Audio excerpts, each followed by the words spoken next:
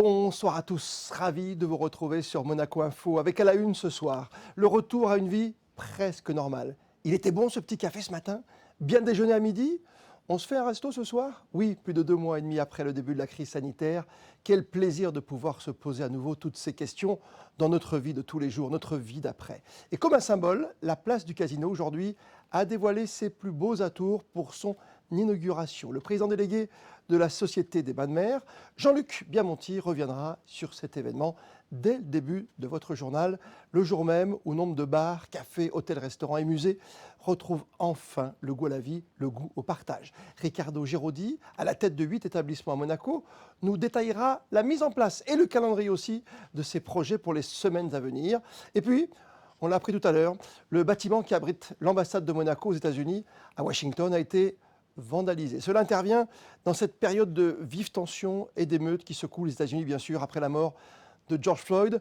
Et l'émotion a même traversé les frontières sur les réseaux sociaux, comme Instagram, qui ce soir se drape de noir pour un blackout Tuesday. Et sans plus tarder, comme tous les soirs, voici votre point info du jour. Avec vous, Sandrine, bonsoir à vous. Bonsoir Christophe, bonsoir à tous. Souvenez-vous, il y a quasiment 2 ans, nous avions suivi l'inauguration du tout premier caisson de l'urbanisation en mer. Et bien depuis, le chantier a largement avancé. La preuve, le dernier caisson et la côte vont être raccordés d'ici peu. À noter également les traitements de sol programmés pour les jours et semaines à venir. Ils permettront dès le mois de juillet de donner suite aux opérations de génie civil du côté du Larvoto. Objectif, les terminer pour le mois de septembre. Et de l'écologie aussi dans l'actualité ce soir, Sandrine. En novembre 2019, Monaco a participé pour la première fois à la Semaine européenne pour la réduction des déchets, la CERD, et la direction de l'environnement vient d'intégrer le comité de direction européen de cette semaine. Pour cette première édition en principauté, vous avez été plus de 60 entités à participer. Le 25 juin à 14 h aura lieu la cérémonie européenne de remise des trophées qui récompensera les meilleures actions de cette édition. Rendez-vous à l'adresse qui s'affiche actuellement. Un établissement monégasque fait partie des 16 finalistes. Il s'agit du Stars & Bars. Quelques informations maintenant qui concernent l'Italie.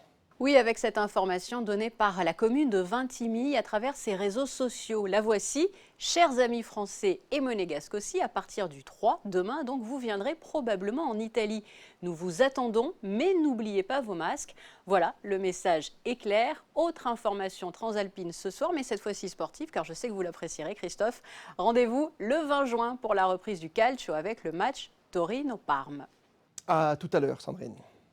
Jour d'inauguration, comme un symbole, un retour à la vie en principauté, bien évidemment, ce jour important, ce 2 juin, évidemment. Avec nous, aujourd'hui, pour parler de l'évolution, parler de cette inauguration, en tout cas de la place du Casino, Jean-Luc Biamonti, c'est le président délégué de la Société des Bains de Mer qui est avec nous. Bonsoir à vous.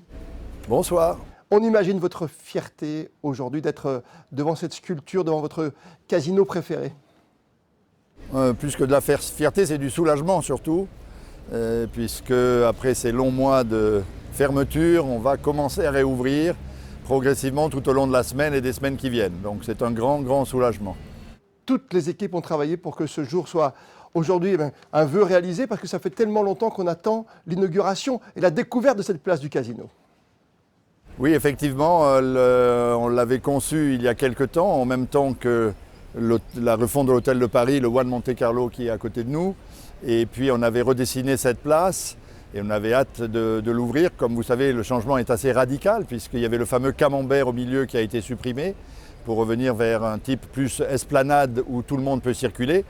Les gens disent que c'était mieux avant. Il faut faire très attention quand on dit ça parce qu'avant, c'était comme ça. Et puis juste entre avant et maintenant, il y a eu le camembert au milieu. Mais donc on a essayé de revenir à l'origine de cette place. Sans toucher au tracé de l'historique Grand Prix de Monaco, bien sûr. Une place qui peut accueillir quoi, 2800 personnes pour des concerts qui auront lieu bientôt, on l'espère. On a failli même en avoir un déjà cet été, mais malheureusement le Covid nous a empêchés puisqu'on devait avoir le concert de Céline Dion, effectivement, avec 2800 personnes assises sur cette place. Et la raison pour laquelle on arrive à remettre, je crois que ça a déjà été abondamment dit, mais la raison pour laquelle on peut mettre 2800 personnes, c'est que les palmiers sont amovibles. Donc on peut enlever les palmiers, les enlever, mettre une tribune et remettre les palmiers ensuite. On a hâte finalement de voir cette place noire de monde. Il faut que ça grouille, il faut que ça bouge. Mais elle a déjà, vous savez, on pensait ouvrir en fait, enlever les palissades aujourd'hui Et puis en raison du film avec Charles Leclerc et Claude Lelouch, enfin tourné par Claude Lelouch, le week-end du Grand Prix, on a enlevé les palissades avant et cette place a commencé à vivre. Et on voit la vie s'installer petit à petit. La seule chose qui n'est pas encore là, ce sont les voitures garées devant le casino. Et donc, quand on arrivera à ça, on reviendra vers le mythe et la place telle qu'on l'a connue. Oui, parce qu'aujourd'hui, on inaugure la place du Casino, on ouvre le Café de Paris, mais on attend un tout petit peu pour le Casino lui-même. Hein. Oh, pas beaucoup. Donc effectivement, on ouvre le Café de Paris ici aujourd'hui. On ouvre le Madawan à côté aussi aujourd'hui. Demain, on ouvre l'Orange Verte à l'Hôtel du Bay. Et vendredi, nous ouvrons le casino, les deux casinos, le casino de Monte-Carlo et le casino du Café de Paris. Et le dernier grand établissement emblématique, ce sera pour début juillet, le 8 juillet, si je ne me trompe pas, pour l'hôtel Hermitage. Hein. Pour l'emblématique sur la place, vous avez raison, c'est l'Hermitage début juillet. Mais avant ça, on va ouvrir l'Hôtel du Bay. Dès qu'on a la possibilité d'utiliser le lagon, on espère que ça se joue en jours et maximum en 1 ou 2 semaines. Comme pour le beach, hein, de toute façon, il faut attendre les autorisations. Pour le B, c'est une autorisation du gouvernement princier, alors que pour le beach, c'est une autorisation du gouvernement français. Donc il peut y avoir un peu de décalage. C'est une inauguration importante. Est-ce que vous sentez quelque chose dans l'atmosphère, autant autour de vous, même dans la nature, que de votre personnel, de l'humain aujourd'hui, parce qu'on a l'impression qu'on s'est tellement battu pour ce retour à la vie? Alors les gens pensent que parce qu'on ne fait rien, rien ne se passe, mais je peux vous dire que ce n'était pas le cas. Le COMEX a travaillé d'arrache-pied, je pense qu'on n'a jamais autant travaillé que pendant ces 3 mois. Il y avait des décisions à prendre toutes les 5 minutes. Il y a un certain nombre de personnes qui sont restées sur site, et notamment l'hôtel de Paris qui est resté ouvert. Et il y a beaucoup de gens qui étaient en télétravail, et malheureusement il y avait des gens qui ne pouvaient pas venir travailler et qui auraient bien aimé, mais ce n'était pas possible. Donc tout le monde a été mobilisé, a travaillé ensemble, on préparait la réouverture. C'est pas facile. Grâce au gouvernement princier, on a eu un track record sanitaire impeccable en principauté. C'est pas le moment de le mettre à risque. Il y a une motivation supplémentaire en ce jour d'inauguration, en ce jour de renouveau aussi en principauté? On essaye de tous s'accrocher parce que c'est vrai que les 3 derniers mois étaient difficiles, mais les 3 qui viennent risquent de ne pas être faciles non plus parce que nous sommes prêts, mais est-ce que les clients seront là? On verra bien, mais on y croit. On espère qu'on passera un été tranquille, mais pour le moment, on n'en est pas encore sûr. Vous dites toujours que c'est la destination la plus exclusive d'Europe. Quelle clientèle va pouvoir venir, en tout cas ici en Principauté de Monaco, passer un été tranquille? Tous sont bienvenus, mais tous ne pourront pas venir. Donc notre plan de réouverture, notre plan marketing a été fait en fonction de la distance, à savoir d'abord une clientèle de proximité pour les premiers jours, puis une clientèle, disons, à 3-4 heures de voiture, et puis après la France certainement et les pays limitrophes.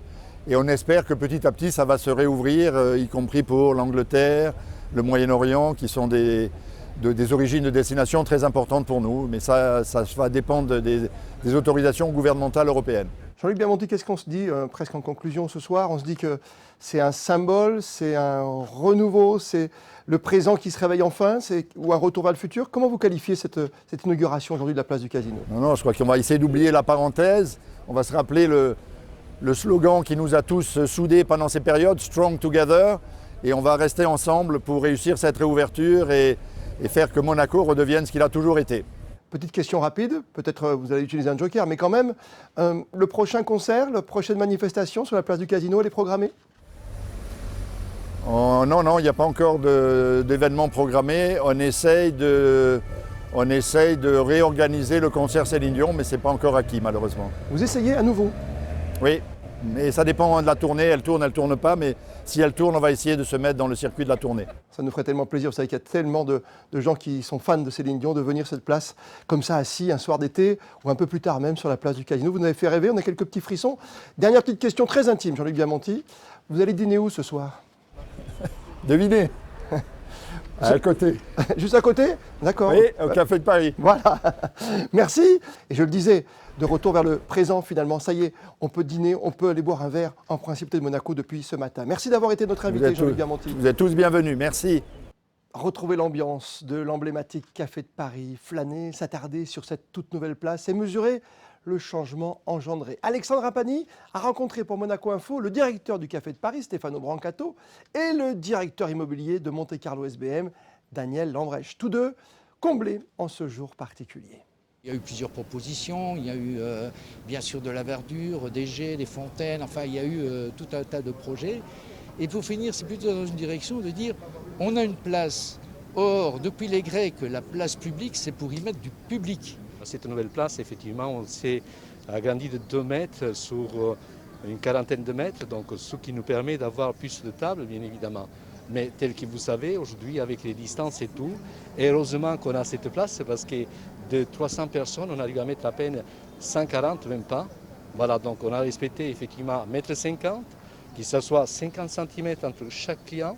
Il faut se réinventer comparativement pour qu'effectivement on soit en phase d'une nouvelle étape. Projet, retrouvailles, retour aux affaires dans un cadre sanitaire toujours très contrôlé. Vanessa Dessy, vous vous êtes justement rendue sur place tout à l'heure, à l'heure du déjeuner et du café, qui va bien dans la foulée. Et oui, nous y sommes, Christophe. Les restaurants rouvrent aujourd'hui. Alors, de quelle manière, finalement, les gestes sanitaires sont-ils respectés aujourd'hui? Elles sont respectées dans l'ordre, c'est-à-dire l'arrivée des clients qui doit être espacée. C'est pour ça d'ailleurs que c'est vrai, on nous demande de recevoir les clients seulement par réservation. Ensuite, au niveau du personnel, bien sûr, on leur a fait une instruction pour respecter ces règles sanitaires, donc nettoyage au niveau des mains, sanitaire le plus souvent possible, le port du masque. Et puis avoir un œil quand même sur son travail au travers de ce qu'on doit faire sur table, c'est-à-dire quand on met les pains dans des sachets, vraiment qu'il y ait le moins de contact possible. La clientèle est contente de nous retrouver déjà, puisqu'on a essentiellement une clientèle fidèle qui revient, qui est contente de s'asseoir et puis de nous voir aussi. C'est une belle histoire. Et après un bon repas, évidemment, un petit café s'impose, Christophe. Mais du côté des bars, les habitudes sont plutôt bouleversées.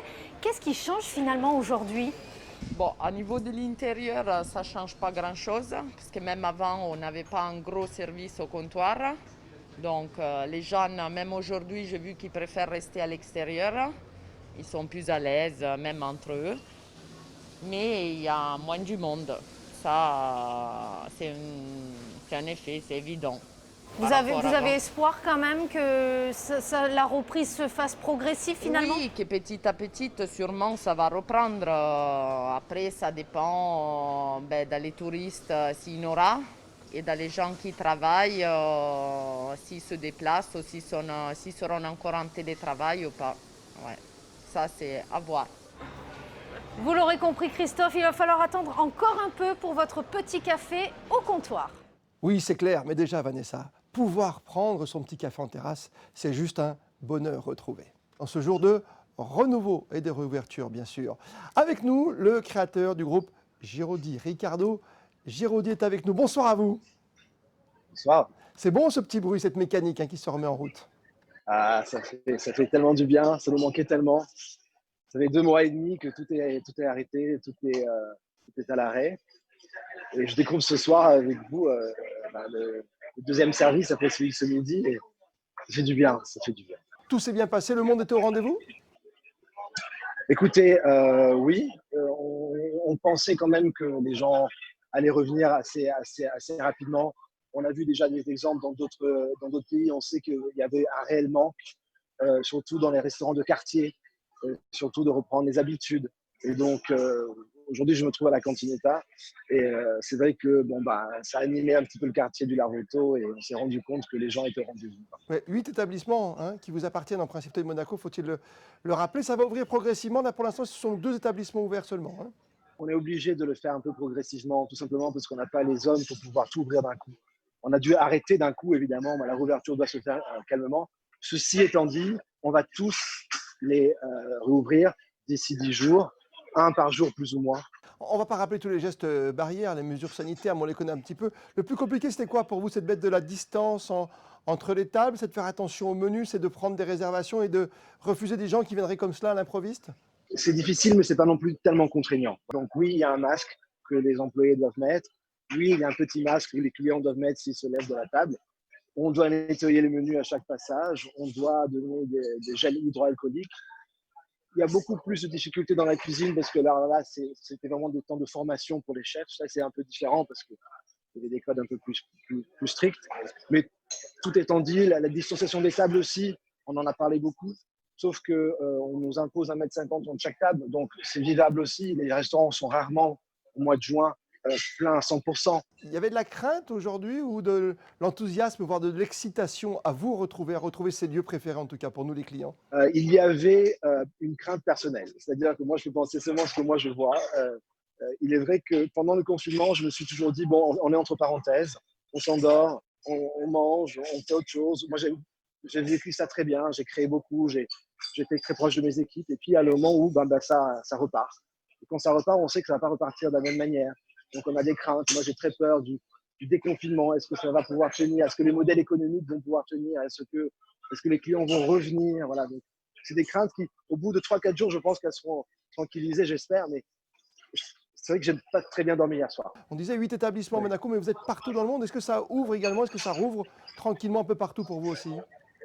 Oui, celui qui a ouvert le premier, c'est celui d'Hong Kong, parce que vous savez, bon, la vague, elle a un peu traversé la terre en façon de tsunami. Et donc, le premier à pouvoir être déconfiné, c'était Hong Kong. Hong Kong était au rendez-vous. On avait déjà la réponse. C'est un Beef Bar à Hong Kong.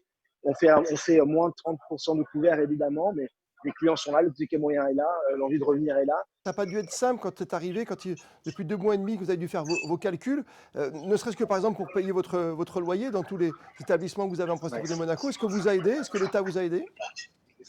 Oui, alors l'État a mis en place évidemment des aides incroyables, c'est-à-dire qu'on a pu bénéficier du prêt, donc c'est un prêt à taux zéro. Le CTTR, qui est le fameux chômage technique temporaire, qui est prolongé pour notre activité si on en aurait besoin. Donc évidemment, on en a fait appel et on a la chance de vivre dans ce pays-là. Les mesures, vous les jugez comment? Satisfaisantes pour ouvrir dans de bonnes conditions avec une perte de 20, 30, 40%? Nous, on a budgétisé quand même jusqu'à moins 40% sur l'année dernière, oui. Et on a adapté nos effectifs à ce budget de moins 40% sur le personnel. Et avec les calculs que je viens de vous dire, on devrait tenir. Voilà, on devrait tenir. Est-ce que ça implique une augmentation de vos tarifs? Absolument pas. D'accord. Non. C'est important. Parce que j'ai déjà, en plus, souvent on me dit tu es cher, tu es cher, tu es cher. Si en plus, quand on rouvre, je dois augmenter les prix. Non, mais ce ne serait pas correct. Non, je pense que certains. Non. Voilà, non. Donc les prochains projets, c'est quoi? C'est de développer encore votre marque mythique du Beef Bar un peu à travers le monde? Qu'a-t-il d'autre comme projet même à Monaco? Ce sont des créations de marques que je peux faire. Ce sont aussi j'ai beaucoup appris. Par exemple, je fais des ventes de viande fraîche que je ne pensais pas aller avoir un succès énorme. Je me suis rendu compte qu'il y avait réel besoin de pouvoir aller plus chez les gens. Je me rends compte que les habitudes ont aussi changé au niveau Internet. On a gagné 4 ans, je pense, d'utilisation du système de livraison et tout ça. Je vais faire une cuisine centrale où je vais cuisiner, je vais faire des restaurants virtuels. Plus des cuisines ethniques sur Pont-Vieille. C'est un bonheur de partager avec vous, mais j'entends le bruit. Je vois que ça commence à... Ah oui, il y a de plus en plus de monde. Ah oui, ça commence à bien prendre, vous entendez. Mais c'est normal, début de soirée comme ça, mais c'est bien. Non, mais ça fait du bien, on en a besoin un peu de ce bruit aussi. Merci d'avoir été en duplex avec nous, Anne Continetta, aujourd'hui, en tout cas dans ce journal. Merci d'avoir pris du temps pour nous. Merci beaucoup. Et on rejoint Sandrine pour le Point Info Pratique maintenant. Point Info Pratique quotidien sur Monaco Info, avec notamment l'ouverture des musées. Nouveau musée national de Monaco, musée océanographique. Plusieurs entités ont de nouveau ouvert leurs portes mardi 2 juin au matin. Pas toutes, à l'image du musée d'anthropologie préhistorique. En tout cas, pour les musées qui accueillaient de nouveau du public, les gestes barrières ont été appliqués, grâce notamment à des parcours au sol, à une distanciation sociale rigoureuse. Pour limiter les contacts et prévenir la propagation du virus, vous pouvez aussi acheter vos tickets en ligne via Internet. Le musée océanographique vous offre d'ailleurs 10% sur le tarif initial si vous procédez ainsi. De la musique? Oui, avec celui que l'on surnomme l'Iguane. Depuis plus de 50 ans, Iggy Pop se produit sur scène. Il n'est pas fatigué pour autant. Il devait venir présenter Free, son 18e album solo en avril dernier au Grimaldi Forum. Le concert avait été décalé en raison de la crise sanitaire au mois de septembre. Eh bien, nous apprenons qu'il aura lieu en fait en avril 2021, le premier précisément, salle des Princes. Dépistage, encore et toujours. Si vous êtes salarié et que vos noms d'usage commencent par un A ou un B, vous le savez très certainement, vous êtes attendu demain au Grimaldi Forum. Si votre nom commence par un C ou un D, rendez-vous jeudi et vendredi. Dans tous les cas, n'oubliez pas votre masque. A tout de suite Sandrine, et merci d'être de plus en plus nombreux, de plus en plus fidèles à nous suivre sur Monaco Info. Continuez encore et toujours à nous envoyer vos photos, vos vidéos sur le réseau Malizia qui fonctionne 7 jours sur 7, 24 heures sur 24. Et comme le veut la tradition, Voici à présent le meilleur de vos réseaux sociaux à travers le monde, all over the world.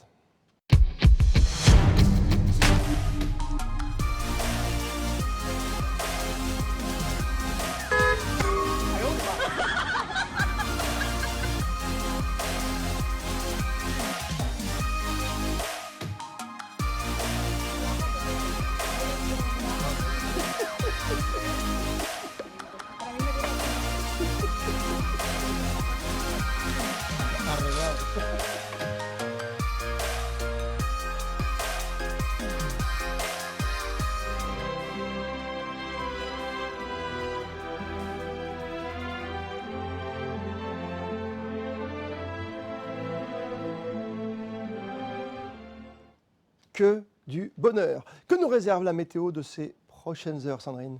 Eh bien, du mauvais temps est prévu pour mercredi, présence d'orage une très grande partie de la journée. Pas de changement en revanche concernant le mercure par rapport à aujourd'hui, toujours de 16 à 21 degrés. Lever du soleil 5h49 et coucher 21h07, les jours s'allongent encore. Et demain, nous fêterons, Christophe, les Kevin. On termine ce journal avec les images de l'inauguration officielle de la place du Casino en ce jour de renouveau. Bonne fin de soirée à toutes et à tous, prenez soin de vous et à demain 19h pour un nouveau journal. Plus que jamais, vous le savez, vous êtes bien sur Monaco Info.